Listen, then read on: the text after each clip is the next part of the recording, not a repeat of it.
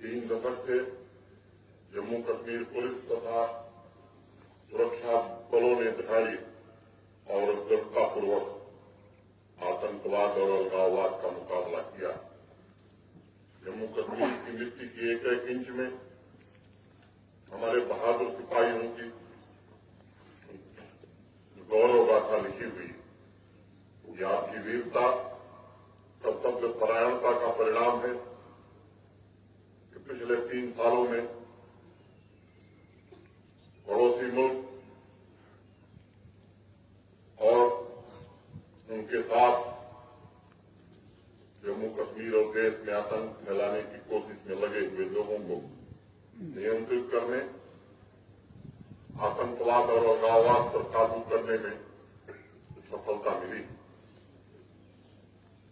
अमन और आर्थिक विकास की जो गतिविधियां फिजा में महसूस की जा रही, यहां की आवाम को जो प्रगति के पथ पर अग्रसर होने का अवसर मिल रहा, मैं बात ये जिम्मेदारी से दोहराना चाहता हूं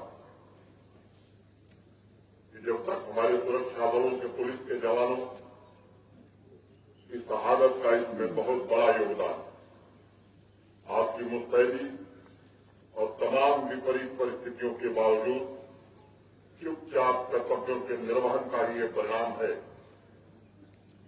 क्या जम्मू कश्मीर के लोग खुली हवा में सांस ले रहे हैं, और चाहे जिस क्षेत्र की मैं चर्चा करूं,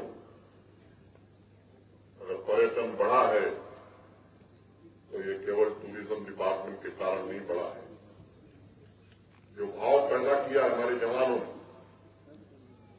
जम्मू कश्मीर सुरक्षित है, इसके कारण देश के कोने कोने से या दूसरे देशों से लोग आ रहे हैं। जम्मू कश्मीर के आम नागरिकों की तरक्की से हताश होकर